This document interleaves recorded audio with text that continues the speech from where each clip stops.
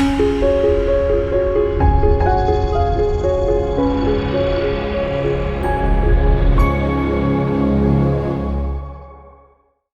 our next speaker is Shri Ashish Kumar Gupta ji. मूलतः जबलपुर के रहने वाले श्री आशीष जी ग्रामीण प्रबंधन संस्थान से ग्रामीण प्रबंधन विषय के स्नातकोत्तर हैं। करियर की शुरुआती 12-14 वर्षों में ग्राम विकास, लघु वित्त, सामाजिक उद्यमिता, कारीगरी आदि के क्षेत्र में सक्रिय रहे। सौभाग्य से जीवन के शुरुआती समय में ही भारतीय व्यवस्थाओं की एक अनूठे ध्येयता आदिलाबाद के गुरुजी स्वर्गीय श्री रविंद्र शर्मा जी के संपर्क में आ गए थे। उनके साथ एक लंबा समय गुजारते गुजारते कब जीवन की दिशा बदल गई उन्हें पता भी नहीं चला। पिछले 6-8 वर्षों से जबलपुर शहर के नज़दीक मझौली तहसील के इंद्राणा गांव में जीविका आश्रम नाम से अपना एक केंद्र बनाकर वहीं के ग्रामीण परिवेश में परिवार सहित रहते हैं। भारतीय दृष्टि से चिरस्थायी जीवन शैली को साधते हैं एवं सार्थक करने का प्रयास करते हैं और यह देश भर में सक्रिय है। उनकी इस दूसरी पारी में भी लोगों को उनके काम की गुरुता समझ में आने लगी है। यही कारण है कि 6-8 वर्षों के अल्पविधि में ही जीविका आश्रम पूरे देश भर से लोगों को अपनी ओर आकर्षित करने लगा है और उनके काम को देश भर में विभिन्न मंचों पर सराहा जाने लगा है। इसी के साथ सर आपसे आग्रह है कि आप अपने उद्बोधन से हमें अनुग्रहित करें। थैंक यू रितु, इतना लंबा चौड़ा इंट्रोडक्शन करने के लिए। तो जैसा बताया आपको कि ये जीविका आश्रम है हमारा। जीविका आश्रम में हम लोग कुछ कोशिश कर रहे हैं बहुत सारी चीज़ों पे, भारतीय जीवन शैली के ऊपर में किस तरह से काम किया जा सकता है, क्या उसके प्रश्न हैं, क्या उसके चीज़ें हैं। तो मैं जैसे बता रहा था कि कुछ ऑब्जर्वेशंस इस पूरे इकोनॉमिक सूत्रास को लेके, जीवन शैली को लेके चल रहे हैं। वहाँ रहते हुए, गांव में रहते हुए देख रहे हैं जीवन शैली को, वहाँ देख रहे हैं, ऑब्जर्व कर रहे हैं। फिर जैसा बताया गया कि श्री रविंद्र शर्मा जी के साथ काफ़ी लंबा समय बिताने का सौभाग्य प्राप्त हुआ। उसके साथ में रहते हुए कुछ चीज़ें आ रही हैं। तो मैं यहाँ पे बाकी चीज़ें ना करते हुए, मुझे मेरे जो कुछ ऑब्जर्वेशंस हैं और जो प्रश्न मेरे सामने खड़े हो रहे हैं, मुझे लगा मेरे ख्याल से वो साझा करता हूँ और उससे कुछ चीज़ निकल के आएगी। आज जैसा अभी कनक सभापति जी has mentioned and then Ashutosh has also mentioned that our till 17th 18th century also the contribution in the world, not GDP but the trade, was up to 33%. So there are various estimates from 25% to 33%, which is basically quite something. But the question is, can we name a few industrialists, few businessmen of that era?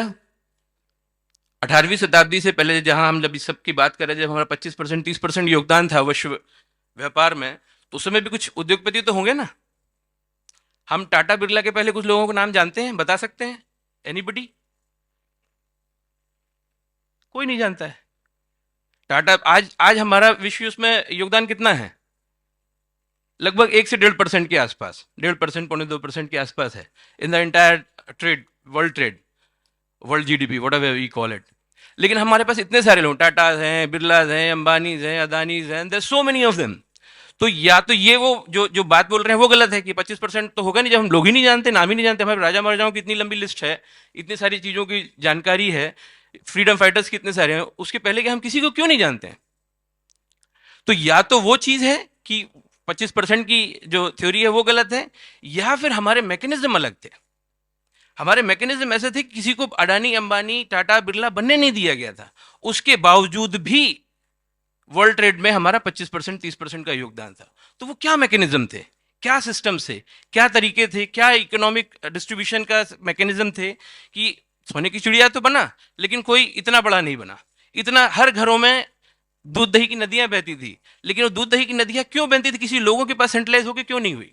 आज छोटा सा कुछ होता है तो new startup के नाम पे, इसके नाम पे 2 4 5 10 करोड़ 50 करोड़ की कंपनी छोटे समय में बन जाती है, 1-2 साल में बन जाती है। तो what were those economic sutras of that time? Secondly, दूसरा एक ऑब्जर्वेशन है कि यदि हम आज देखते हैं, आज से 10-20 साल, 15-25 साल पहले, 30 साल पहले तक की भी, मतलब मैं जिस इलाके में रहता हूँ जब एमपी में, वहाँ भी बहुत बड़ा आदिवासी इलाका है ना। तो आदिवासी इलाकों की आप किसी की भी आप गूगल करके देख लें, फोटो उठा के, मतलब फोटो देखने की कोशिश करें, हर आदिवासी महिला के शरीर पे 5-7 किलो की चांदी मिलेगी, है ना? देख, ऑब्जर्व किया ना। आज भी ट्राइबल ज्वेलरी के नाम से बहुत सी ऑक्सीडाइज ज्वेलरी ये सब करके उसके नाम पे बिकती है। हर महिला के शरीर पे 5-7 किलो की चांदी, गले में होगा तो इतना बड़ा होगा, बाजूबंद होंगे, हाथ पे होंगे, पैरों में पहनने की चीज होगी, कमर का पट्टा जो होता था वही 1 किलो के आसपास का होता था, 1-1.5 किलो के आसपास का। तो कैन वी जस्ट क्वेश्चन, मतलब आई डोंट नो, ऑब्जर्वेशन एक आता है कि इतनी चांदी उनके पास आई कहाँ से होगी। आज हम उनको बोल रहे हैं कि इतने मार्जिनलाइज्ड हैं, कहाँ रह रहे हैं, ये रह रहे हैं, उस जमाने में तो और मार्जिनलाइज थे, उस सेंस में देखा जाए तो होना चाहिए। तो उनके पास इतनी चांदी आई कहाँ से। और ये चांदी तब की स्थिति है कि जब भारत में चांदी की कोई खदान नहीं है। सोने की खदान हमको कोलार उलार के पास मिलती है, रत्नों की बहुत सारी चीजें मिलती हैं जहां पुराने से चलता रहा। चांदी की खदान के बारे में जियोलॉजी वाले भी और बाकी सब जो लोग बताएं कोई है तो चांदी जब कोई मिलती नहीं थी तो उतने के पास कहाँ से आई। और ना केवल आई बल्कि उतनी दूर तक पहुंची। दूसरी चीज कि हमारे भारत में अनाज बेचना पाप रहा है। तो जब अनाज बेचना पाप रहा है तो हम एग्रीकल्चर का भी हमने एक्सपोर्ट नहीं किया कि उसको बेच के हमारे पास आई होगी। दूसरे देशों को जाके लूटने की भी बहुत ज्यादा खबर हमारे देश की नहीं है भारत में कि हम उनके यहाँ से बहुत सारा लूट के लेके आए। हमारी हिस्ट्री में तो नहीं है। जिस जगह पे हम लोग गए हैं वहां की हिस्ट्री में भी नहीं मिलता है कि नहीं नहीं यहाँ इंडियंस आए थे बहुत लूट के लेके चले गए। तो इतनी चांदी आई कहाँ से उनके पास में। स्वाभाविक है व्यापार से, ट्रेड से, जो हम बात कर रहे हैं जो 25% 30% की। लेकिन वो आई, लेकिन उसका डिस्ट्रीब्यूशन का मैकेनिज्म क्या था, वेल्थ डिस्ट्रीब्यूशन का मैकेनिज्म क्या था कि उतने सुदूर इलाकों में भी चांदी पहुंची। दूसरा क्वेश्चन। तीसरा क्वेश्चन है कि आज हम देखते हैं एग्रीकल्चर के फील्ड में इतने सारे प्रयोग हो रहे हैं। ऑर्गेनिक फार्मिंग है, जैविक खेती है, प्राकृतिक खेती है, ऋषि खेती है, आवर्तनशील खेती है, सस्टेनेबल खेती है, अलग अलग नाम से, जीरो बजट फार्मिंग है। इतना सारा कुछ हो रहा है। सारे के सारे क्या है, यदि ब्रॉड दृष्टि से देखा तो भारतीय कृषि की पद्धतियां हैं, उसी के सब कंपोनेंट्स अलग अलग स्पेशलाइज बना के रखा हुआ है। लेकिन ये जो पूरा एग्रीकल्चर है, एग्रीकल्चर में हम जितना सारा प्रोड्यूस हो रहा है इसको हम क्या कर रहे हैं, ऑर्गेनिक खेती के नाम पे, ऋषि खेती के नाम पे, zero, it is being sold at premium. जिस पद्धति में, जिस भारतीय पद्धति में अनाज बेचना पाप माना जाता है वहां हम उसको प्रीमियम पे बेच रहे हैं। क्या उसको हम भारतीय बोल सकते हैं या बोलना चाहिए। आज जिसमें पूरा ही ये पद्धति ही वही है। यदि इंडिक्स की हम बात कर रहे हैं, वर्डोलॉजी की बात कर रहे हैं, तो ये भारतीय उस किस दृष्टि से कहलाएगा, जहां पे अनाज बेचना पाप माना जाता रहा हो, वो उस पूरी कॉन्सेप्ट में agriculture where does it fit in. Secondly, agri health के बारे में आशुतोष ने जिक्र किया कि हमारे पास में हर तरह की जातियां हैं। आज हमारे भारत में जब जातियां रही हैं, कास्ट सिस्टम में, कास्ट तो गलत शब्द है, जाति ही जो है, जो क्योंकि ज्ञाति रहती थी, वो स्पेशलाइजेशन थी। हर ट्रेड है, लोहार है, सुनार है, कुम्हार है, बढ़ई है, बंशकार है, जुलाहे हैं, बुनकर हैं, जितने सारे काम हैं उतनी जातियां हैं। क्योंकि हर जाति एक काम को ही डिनोट करती थी, स्पेशलाइजेशन को ही डिनोट करती, उसकी भी सब कास्ट है। जैसे लोहे का काम करने वाले, लोहे में भी बहुत तरह के लोहे के, उनकी सबकी 12-12 15-15 सब कास्ट हैं। लोहे में भी जो काम है, एग्रीकल्चर इक्विपमेंट्स बनाने वाले अलग हैं, डोमेस्टिक जो यूटेंसिल्स बनाने वाले लोग अलग हुआ करते थे, धार वाले रोजगार हथियार बनाने वाले लोग अलग होते थे, चाकू छुरी कैंची ये सब बनाने वाले लोग, ताले जैसे चीजें बनाने वाले अलग हुआ करते थे। फिर जो पेटियां जैसे होती थी, जो टीन की पेटियां बनती हैं, वो बड़ी बड़ी पेटियों जैसे संदूक जो हुआ करते वो बनाने वाले, तो ये सब उनकी सबकी अलग अलग स्पेसिफिक कास्ट है। बट क्या हमने कभी वैद्यों की कोई जाति सुना है। लोहार सुनार कुम्हार बढ़ई इतने सारे लोग हैं, लेकिन क्या हमने वैद्यों की कोई जाति सुनी है। क्यों नहीं सुनी। क्योंकि वैद्यगिरी कभी किसी का धंधा नहीं रहा है, किसी का पेशा नहीं रहा है, कभी रोजगार नहीं रहा। हर जाति के लोग वैद्य हो सकते थे, कुम्हार भी वैद्य हो सकता था, सुनार भी वैद्य हो सकता था, लोहार भी वैद्य हो सकता था, जिसको उस चीज की पकड़ है वो उसका वैद्य होता था। लेकिन आज भारतीय चिकित्सा पद्धति के नाम पे जो प्रयोग हो रहे हैं उसमें क्या स्थिति है कि आज ये सारी चीजें प्रीमियम की चीजें हो गई, आयुर्वेद, ये इतने सारी चीजें नए नए खुल रहे हैं। तो क्या हम उनको वाकई भारतीय बोल सकते हैं, बोलना चाहिए। This is another question. Same thing in education field में, शिक्षा के क्षेत्र में, जैसे अभी आशुतोष बता रहे थे कि विद्या हमेशा से दान की वस्तु रही है। आज गुरुकुलों के नाम पे इतने सारे प्रयोग हो रहे हैं। ये सारे प्रयोग भी सब जगह पे शिक्षकों को रखना, सब जगह पे शिक्षकों को मानदेय पे देना या बाकी सारे, तो ये गुरु उस सेंस में गुरु फिर नहीं कहा जा सकता ना। तो ये जो चीज है, हम what I am drawing is attention, your attention to, इस कि हम भारतीय पद्धति में इकोनॉमिक्स का कितना बड़ा इंपॉर्टेंस रहा है। ये आज आज हम उस चीज को भूल रहे हैं। रविंद्र शर्मा जी की जिक्र आया था कई बार, वो बोलते थे कि हमारी पूरी समाज व्यवस्था 4 प्रमुख स्तंभों पर आधारित है। पहला तो विज्ञान है, साइंस, ये सारा कुछ जो कुछ है। दूसरा कला, तीसरा अध्यात्म, और चौथा सामाजिक अर्थशास्त्र। अर्थशास्त्र जो होना है हमारा, वो सामाजिक अर्थशास्त्र होना, असामाजिक अर्थशास्त्र नहीं। आज हमारे जितने सारे प्रयोग हैं, जिस सारी फील्ड में हम बात कर रहे हैं, साइंस में इतने सारे प्रयोग हो रहे हैं, या साइंस बोल रहा हूँ, जितने एजुकेशन में, हेल्थ में, आर्किटेक्चर में, वर्नाकुलर आर्किटेक्चर बहुत सारा आ रहा है, जितने सारे प्रयोग हो रहे हैं, we are restricting ourselves to only the science aspect of it, technology technical aspect of it. खेती में जीवामृत कितना डालना है, उसके बदले ये कितना डालना है, उसमें गुड़ कितना होना चाहिए, उसमें उसकी फसल कितनी होनी चाहिए, नक्षत्रों के हिसाब से कैसी सोइंग होनी चाहिए, ये सब, this is all completely science of it. Similarly health के में भी बात कर रहे हैं तो ये सारा कुछ उसका साइंस पे ही है, कि आयुर्वेद की पद्धति हो या उसकी पद्धति हो, पंचकर्म क्या होगा, पंचगव्य के हिसाब से क्या, this is science of it.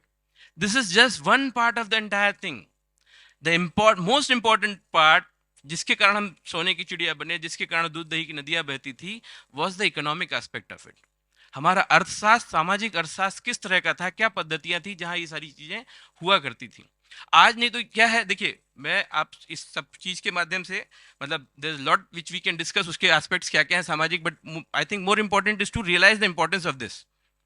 आज ये सारी चीज नहीं होंगे तो कुछ ही दिनों में हम इतने सारे बिजनेस, आज जो कॉर्पोरेट्स हैं या बड़े जो बिजनेस हाउसेस हैं, ये किस चीज का इंतजार कर रहे हैं, हम सारे जितने सारे जो प्रयोग कर रहे हैं एग्रीकल्चर के क्षेत्र में, स्वास्थ्य के क्षेत्र में, शिक्षा के क्षेत्र में, आर्किटेक्चर के क्षेत्र में, you name it, and there are experimentation which is going on. These are all waiting for the business model to be developed. आपका बिजनेस मॉडल डेवलप होते ही ये सारा चीज कॉर्पोरेट में चला जाने वाला है। One is business model, second is the target customers. आपके कस्टमर बेस तैयार हो, जैसे एक मिनिमम कस्टमर बेस होगा, दिस, ये हम सारी चीजों में देख रहे हैं। माइक्रो फाइनेंस एक बहुत, मैं मतलब मेरा एक परिचय आप लोगों में दिया ऋतु ने, कि माइक्रो फाइनेंस के क्षेत्र में मैंने काम किया, सोशल एंटरप्रेन्योरशिप के क्षेत्र में काम किया। ये सारी चीजें में एक बिजनेस मॉडल बनने तक का लोगों ने इंतजार किया है। जैसे ये बिजनेस मॉडल बना, it is now, micro finance is not a social subject anymore, it is completely move to a economic subject. अब सारे की जो सारे कॉर्पोरेट्स में है, बैंक्स इन्वॉल्व हैं, सारा कुछ चीज है। हेल्थ के क्षेत्र में ये हो रहा है, किस जगह पे आज कोलगेट आपको वेद शक्ति और पता नहीं किस किस नाम से वो चीज लेके आ रहा है, जो आपकी चीज, तो ये आपने एक कस्टमर बेस बनाया है, एक बिजनेस मॉडल बनाया, and there are people who are ready to grab the entire thing. Choice is yours, where do we want to go to develop the models which will ultimately be adopted by the corporates। और हम अपनी जिस तरह से बात कर रहे हैं, कि जैसे भारतीय कृषि की बात हो रही है, भारतीय चिकित्सा पद्धतियों की बात हो रही है, भारतीय आर्किटेक्चर की बात हो रही है, क्या हम भारतीय व्यापार पद्धति की भी बात कर सकते हैं?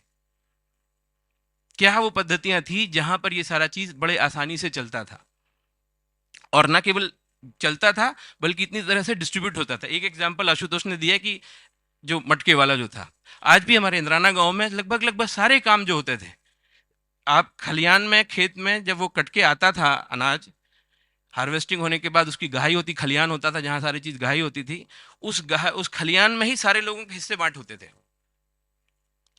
कुम्हार का हिस्सा लग जाएगा, लोहार का हिस्सा लग जाएगा, सुनार का, जो खेती में काम करने वाले लोग हैं उनका हिस्सा जाएगा, साल भर का हिस्सा वहां पे लोग आके वेट करते थे और लेके चले जाते थे, सबका हिस्सा निकला होता था। उधर से जब तक का हिस्सा बंटवारा नहीं होता था, उसके पहले खलियान से घर में आता नहीं था अनाज। इसकी बकायदा पद्धतियां रही हैं। इसके मतलब फाइनल एस्पेक्ट्स में जाएंगे तो बहुत सारी चीजें हैं। I think we can take up in the question answer sense if it is needed. I will close it here, time भी हो गया है। Thank you.